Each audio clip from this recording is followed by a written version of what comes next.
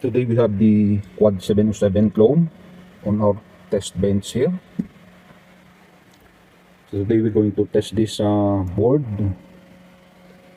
using 1 kHz input signal using our ultra low noise 1 kHz oscillator here.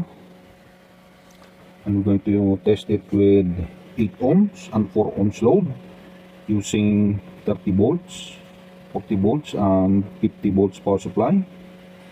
We're going to check its maximum power output RMS at 1% THD, 0.1% and 0.1%.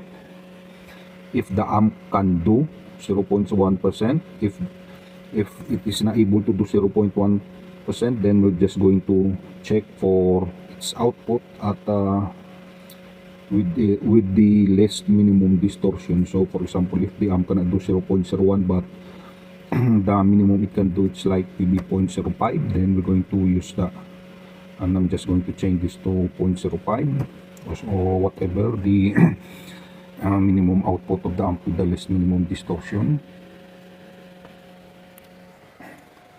So we have our 2 dummy load here. This is our 4 ohms dummy load and this is our 8 ohms dummy load.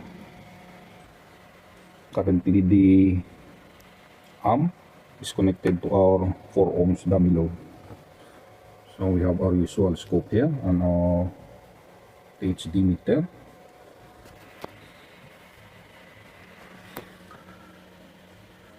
Okay, so the power supply is currently set to 50 volts.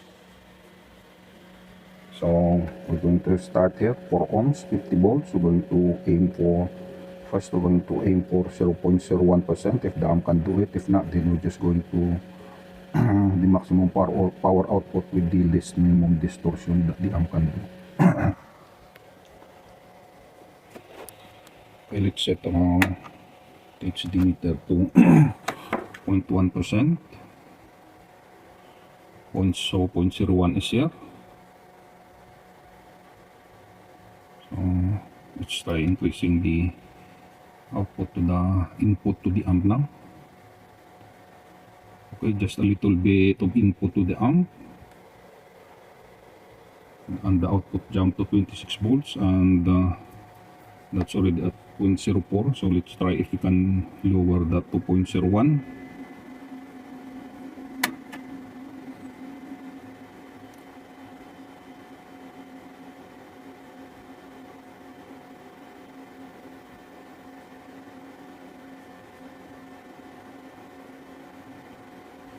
Okay, so looks like that is the maximum power output of the amp with the less distortion or THD.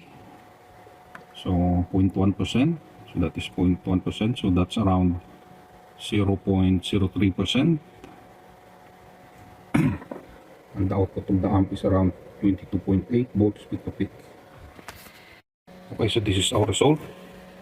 The output of the amp is 22.8 volts peak to peak, and the amp cannot do 0.01%, but it can do 0.03%. So let's check for the power output of the amp in RMS. 22.8 divide 2.828 the squared divide 4. Okay, so the output of the amp is around 16 watts RMS. It's 0.1%. So we are already at 0.1%. So we want full scale.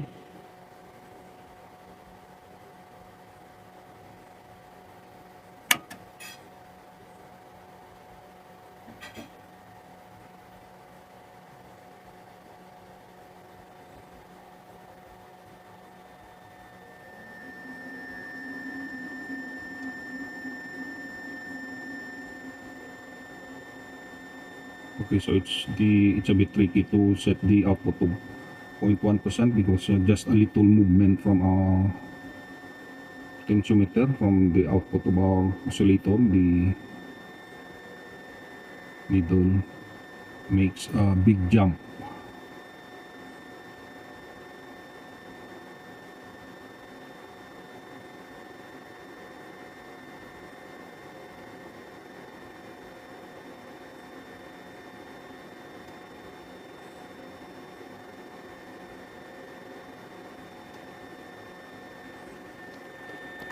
Okay, I will be back after I set this one because it's a bit difficult to hold the camera while adjusting the potentiometer of the oscillator. Okay, so that's the best I could do. That's 0.1% THD.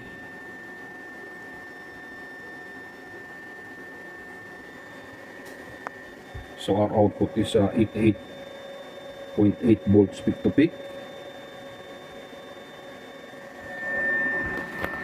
You put the power of the amp at 88.8 divide 2.828 squared divide 4. Okay, so that is the output of the amp, around 246 watts RMS.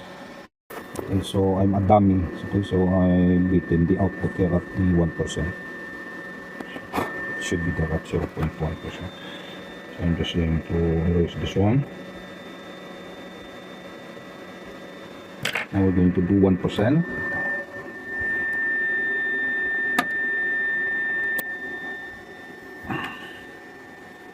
Okay, so we're at the 1% range. So we want full scale here.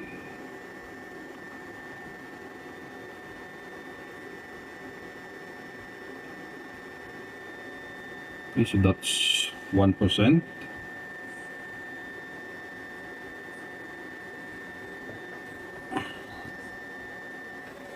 Okay, that is output 90.4 volts peak to peak at 1% HD. We can see a little bit of clipping here at the top. See, the top is clipping, but the bottom is not. That is 1% HD, 90.4 volts peak to peak. Okay, so 90.4 divide 2.828 inverse squared divide 4, so that's around 255 watts RMS. Okay, so there's about 9 watts difference from 0.1% HD to 1% HD. And as you can see, at 1% HD the signal is clipping at the top. So if you want the output of the amp to be as clean as possible, so it's better to stick to 0.1%, and it's 246 watts RMS at 4 ohms, 50 volts power supply. That is a pretty reasonable output for this small amp.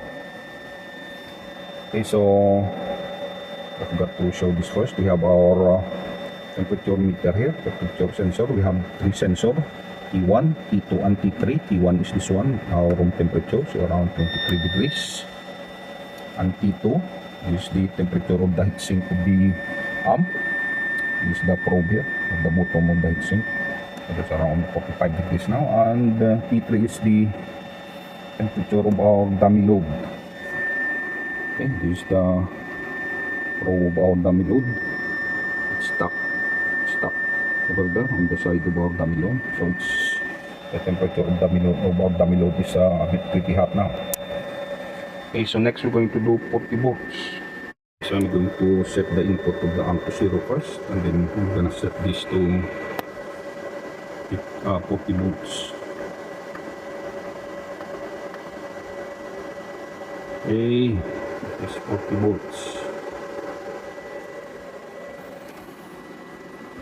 Okay, so we're going to aim for 0.01% HD if the amp can do it. If not, it's the same with this one. We're going to aim for the least minimum distortion. Okay, so 1.1.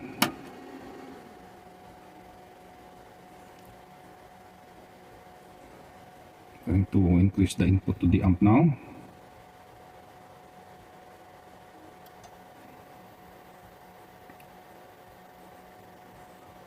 So we want the needle here at number 1 marker if possible, if the amp can do it.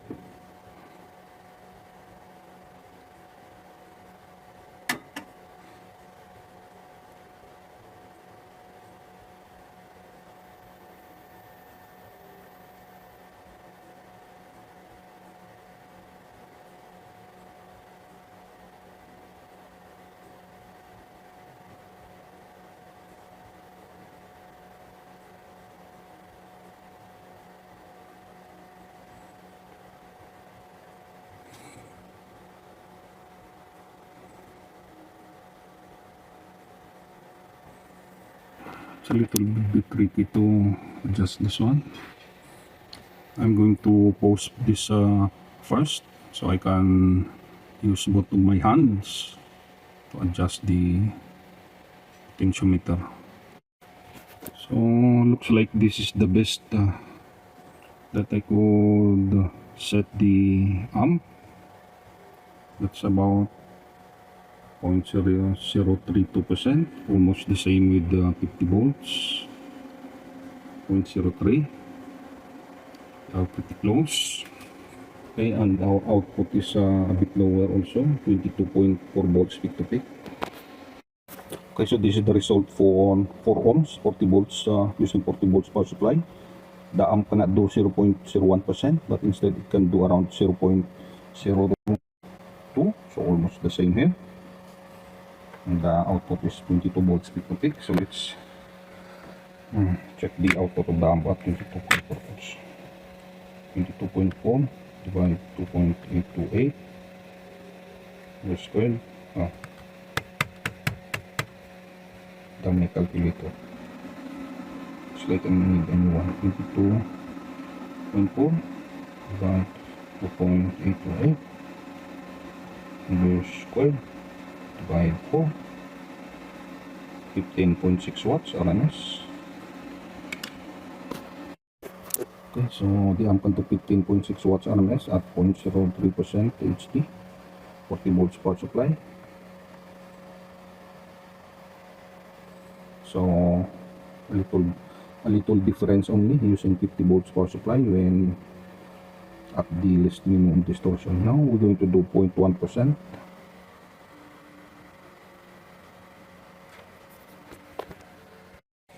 Okay, 0.1%. We want full scale on this meter.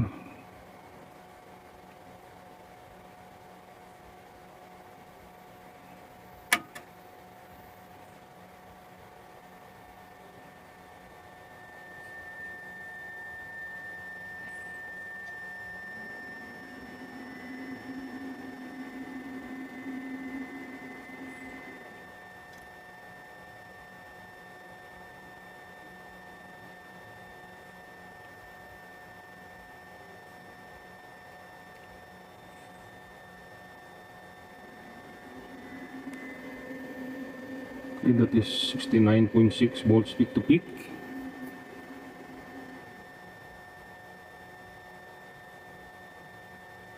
Still not 0.1 yet. Okay, just a light touch to the potentiometer on the meter make a big jump. So okay, so I think that's 0.1%, 69.6, almost no difference.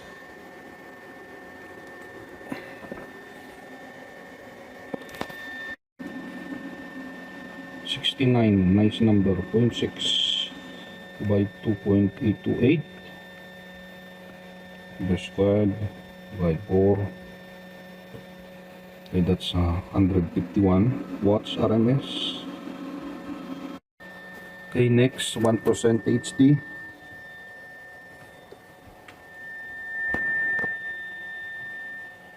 Okay, we want 1%.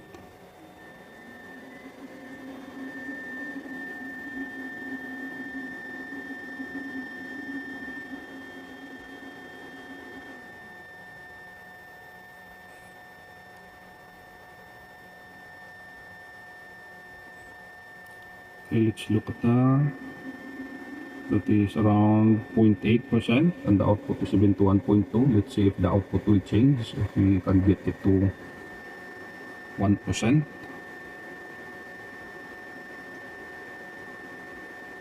Okay, with the needle at over full scale. Okay, that's approximately full scale, 1%. It's slowly going up. Okay, that is 71.2 volts peak to peak. It's still 71.2, so that is good enough. Okay, we can see 1% THD that the signal is clipping at the top. So definitely, if you want high fidelity, lower distortion, you do not want to drive this amp at 1% THD because this is clipping here. So this will be heard, easily heard with the clip signal here. Okay, this is the output of the amp in RMS, 158 watts RMS at 1% HD. Okay, this is about 7 watts difference, from 0.1% to 1%.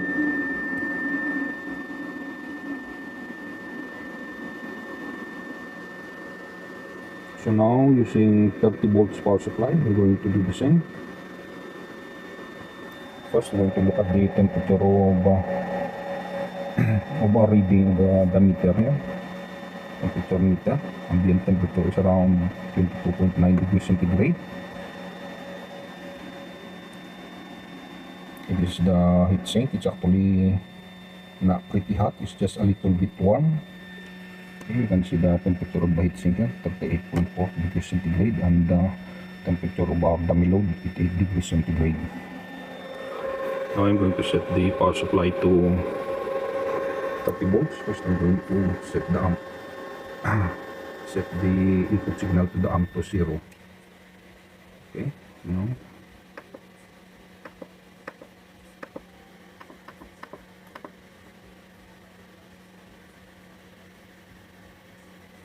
this is the is 30 volts.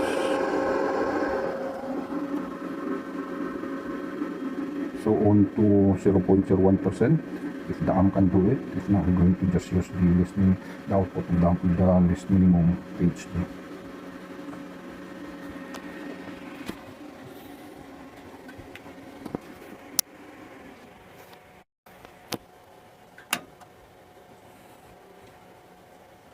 That is 0.1%.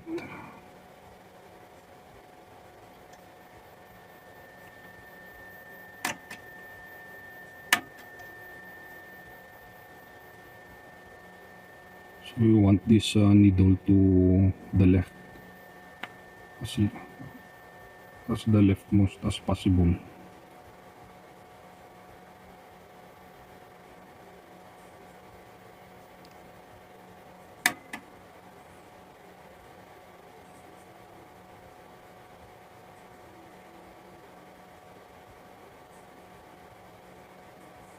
Okay, so looks like that's the maximum output of the amp with the least minimum distortion. Okay, so let's look at the output of the amp. Around 19 volts peak to peak, 19.4, 19.2.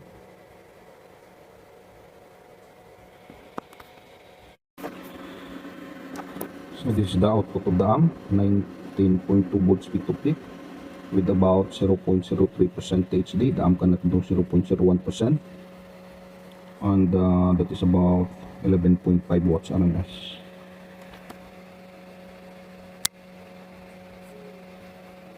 Okay, next is 0.1%.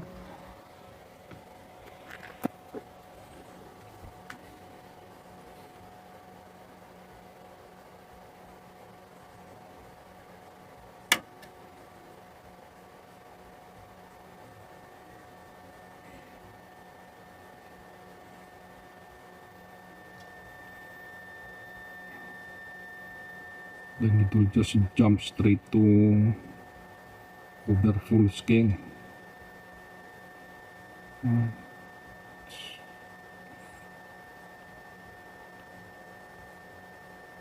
Okay, let's see the output at the reading of at this reading, 50.4 volts peak to peak.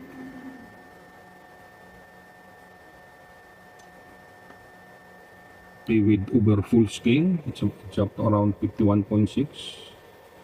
So there's a little bit of difference. Okay, let's see if I can get this to 0.1%. Okay, that is it's very difficult to adjust this one. Just a little touch to the potentiometer and the needle jumps a lot. Okay, that's approximately 0.1%, and our output is 50.4 volts peak to peak. Okay, so this is the result. 79 watts RMS. So the amp can do 79 watts RMS at 0.1% THD. Now we're gonna do 1%. 1%. Okay, let's do 1%. We need full scale from our meter.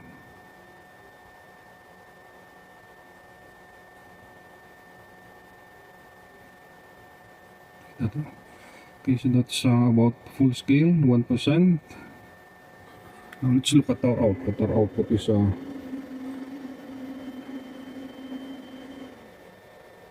51.2 to 51.6.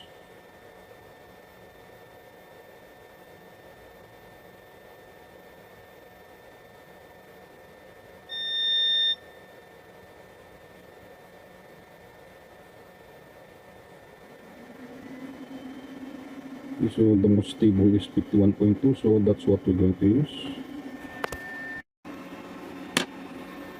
So this is the output of the amp at 1% HD, 51.2 volts peak to peak. So 51.2 divide 2.828 per square divide 4. So around 82 watts RMS. Okay, so this is a result for 4 ohms load.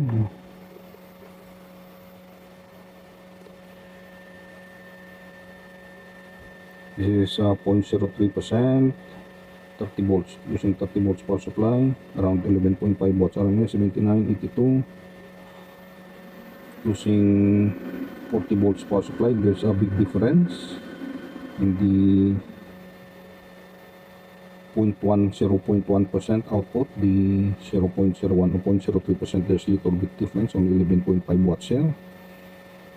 I'm using 30 volts, and the 40 volts is 15.6, but the 0.1%, there's a big jump in output, is 151 watts, 71 watts.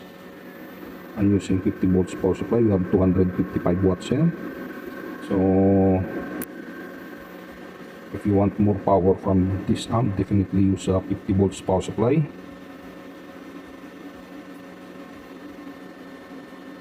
Okay, let's do the 8 ohms load. Now turn off the power supply first.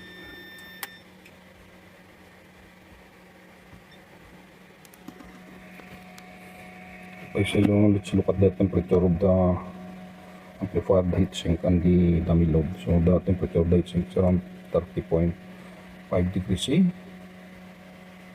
It's going down because I turned off the power supply already, so the amp is not pulling any power. So this amp does not make a lot of heat. And the temperature of the dummy load is also going down. So I already have the 8 ohms dummy load here. All I need to do is unplug this.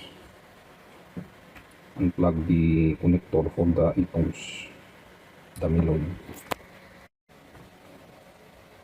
Okay, so to change the dummy load, I'm just going to unplug this.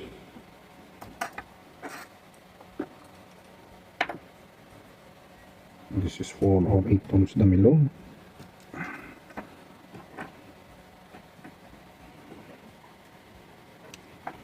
Okay, so now I've changed this to our 8 ohms dummy load. Now we can turn on the power supply. Okay, we're going to start with 30 volts. So we're going to start here, 30 volts power supply, 8 ohms, 0.01%. If the amp can do it, if not, then we're just going to settle for the least minimum THD.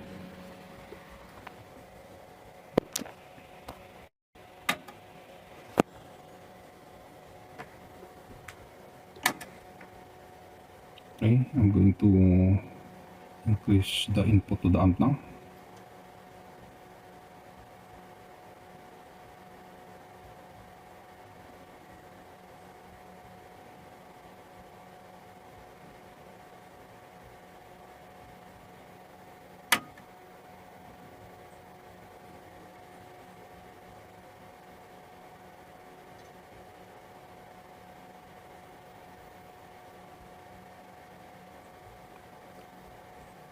So that is the maximum power output of the amp with the least minimum distortion. So it can do around 0.02%, a bit lower than the 4 ohms using the 4 ohms dummy load, which can only do 0.03. But let's look at the output. Okay, so that is the output of the amp, around 48.8 volts peak to peak. Okay, so this is the result for 30 volts, 8 ohms dummy load. The amp cannot do 0.01%, it can only do 0.02%, about 37 watts RMS. Now we're going to do 0.1%. For 0.1%, we want full scale on the meter.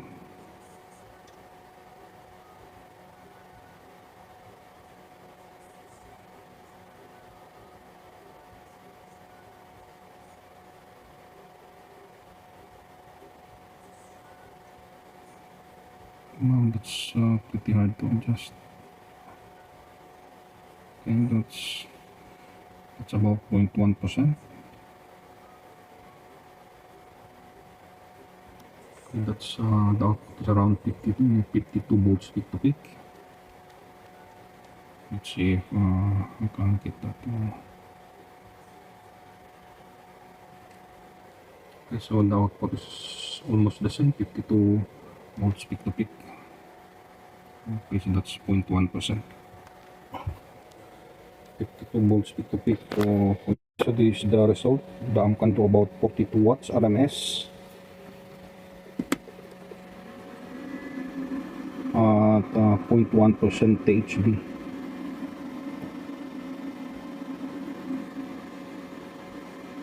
So now 1%. 1% here.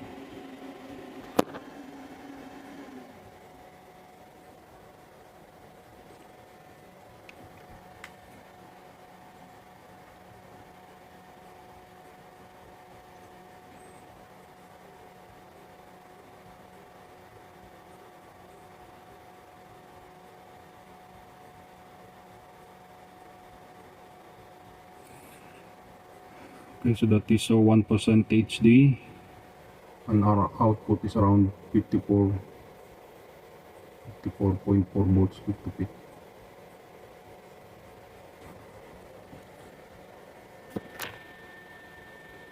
As you can see, at 1% HD, we can clearly see the amp is clipping at the top here, at the positive cycle, and there's no clipping at the bottom peak.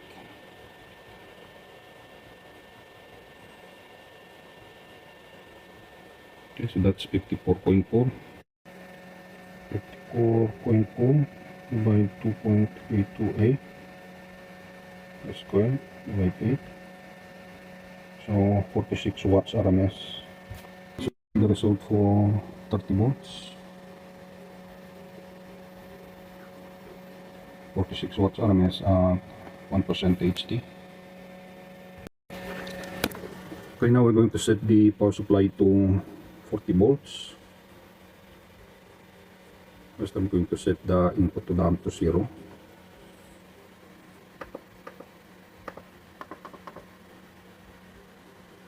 Okay, that's 40 volts. Okay, now that the power supply is set to 40 volts, we're going to do 0.01 again. If the amp can do 0.01, if not, we're going to settle for the least minimum distortion.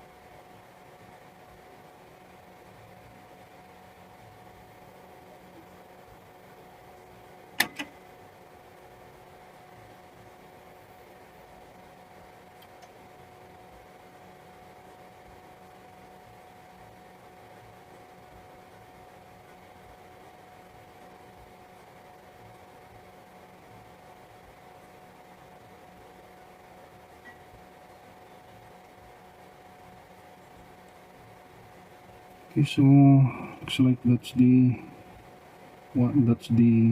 what the amp can do. Almost the same, 0.02%.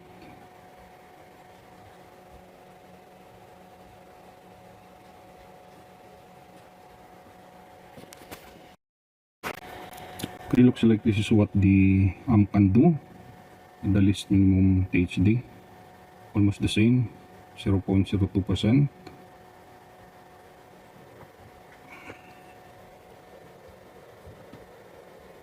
And our output is 56 volts peak to peak.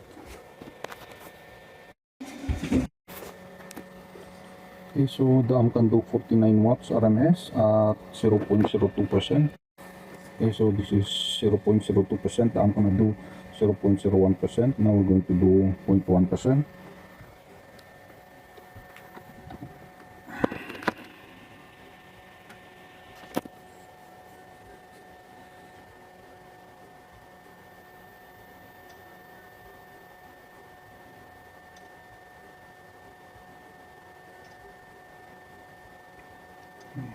It's very difficult very tricky to adjust this one.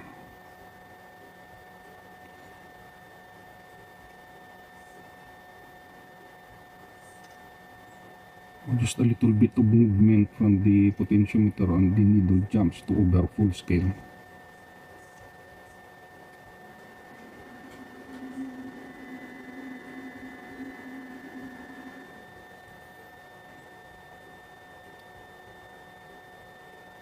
Okay, let's look at the voltage output at the reading of the meter. It's 72 volts peak to peak.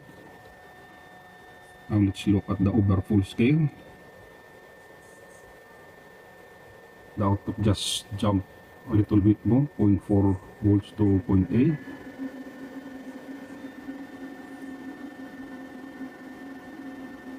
Okay, so 0.1, stay at 0.1. Okay, so the output is stable at 72 volts, so we're going to take that as our output at 0.1% THD, 72 volts peak to peak. Okay, so the amp can do 81 watts RMS at 0.1% THD, 40 volts power supply. Now we're gonna do 1%.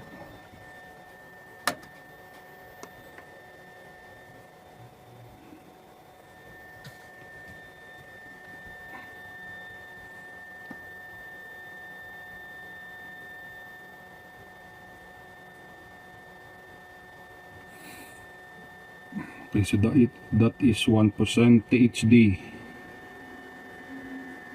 Let's look at our output. Our output is 73.6 volts peak to peak. And we can see that the top signal is clipping. It's flat.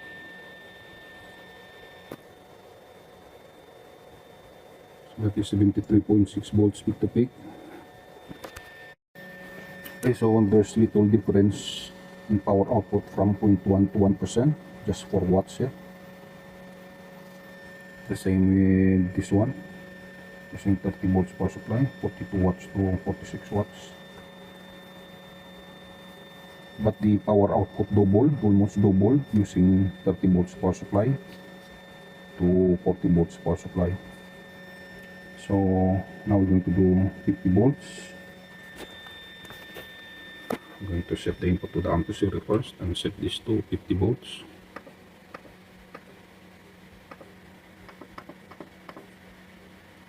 Volts. I'm adjusting the wrong knob. Okay, that is 50 volts. Okay, 0.01%. The amp can do it.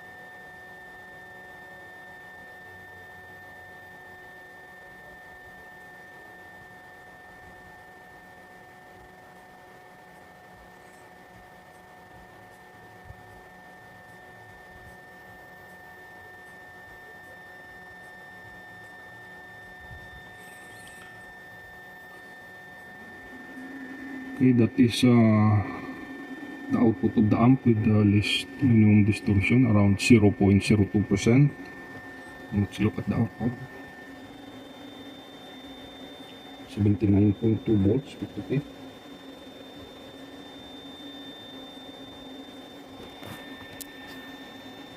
So this is the result. 0.02% THD, 79.2 volts peak to peak, and the amp can do 98 watts RMS. Now let's look at our temperature. 22 degrees ambient.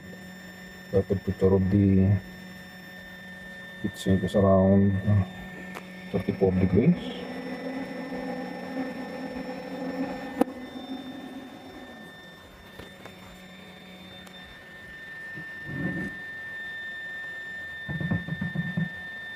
So I have now transferred the thermocouple to the 8 ohms dummy load. Okay. So that is 8 ohms dummy load.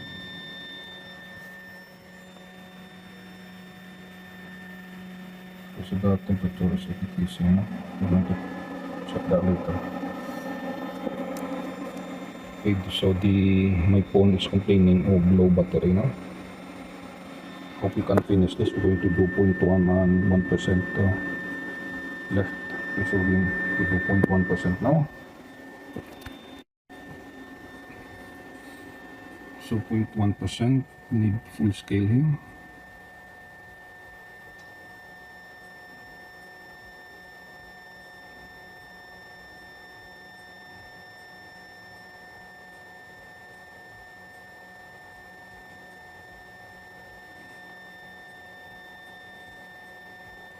That's 92 volts peak to peak output.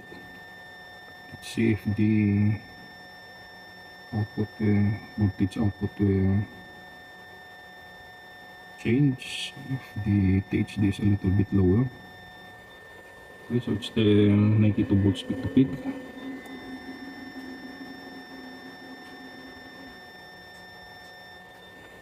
Still 92 volts peak to peak.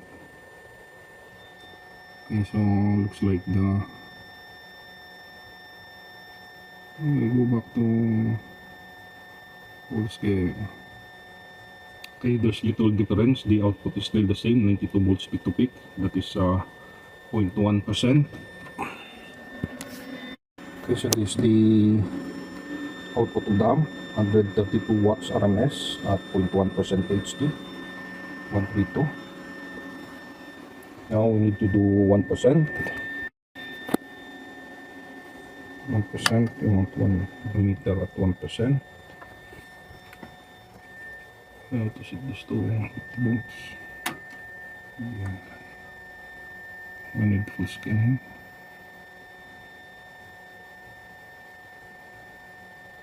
Okay, stay at full scale. 1%, it's okay. This looks like the needle is staying at 1%.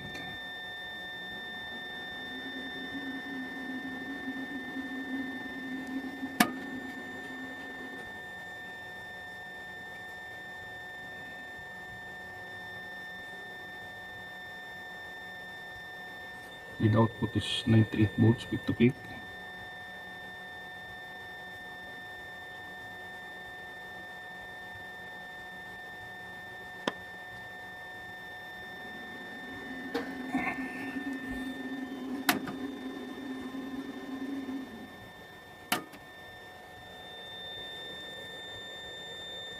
Okay, so the output change from 96, 98, sometimes it will go to 100 volts.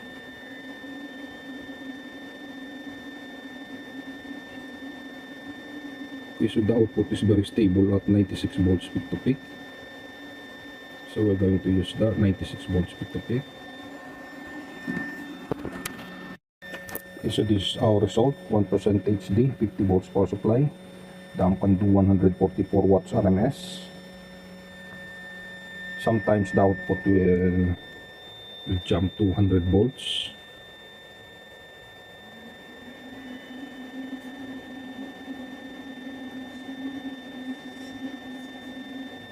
Okay, so the 100 volts, but it's not stable. It's just jump to 100 volts sometimes. So this is our results.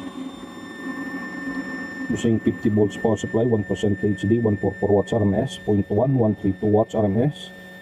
The amp can at 2.01, but it can 2.02 at 98 watts RMS. So that is pretty good, 98 watts RMS with pretty low distortion at 0.02%.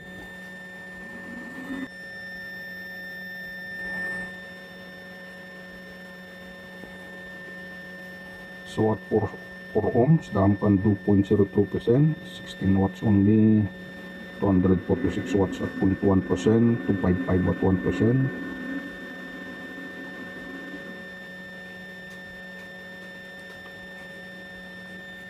So if you want more power from this amp, so certainly you need to use a 4 ohms speaker for this one. And it can do 246 watts RMS at 50 volts power supply and 0.1% THD out distortion.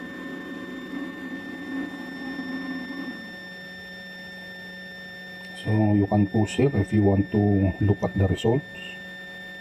Okay, so that's it for today. Thank you for watching. Please subscribe to the channel.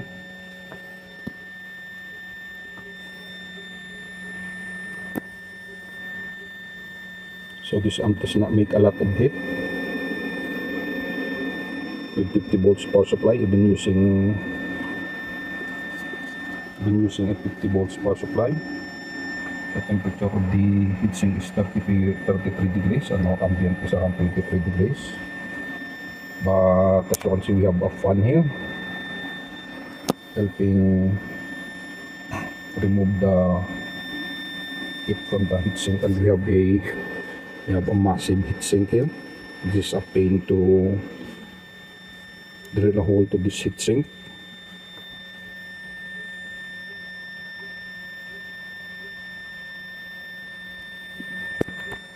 Look at the efficiency of the amplifier at 8 ohms, 50 volts power supply. So the amplifier can do 144 watts RMS. Okay, so that's around 200 watts. So the amp with 200 watts. Okay, so we're gonna use it. So the input power is 200 watts, around 200 watts. So that is the output of the amp is 144. So that is 144 divided 200. So the efficiency is around 72% at maximum output.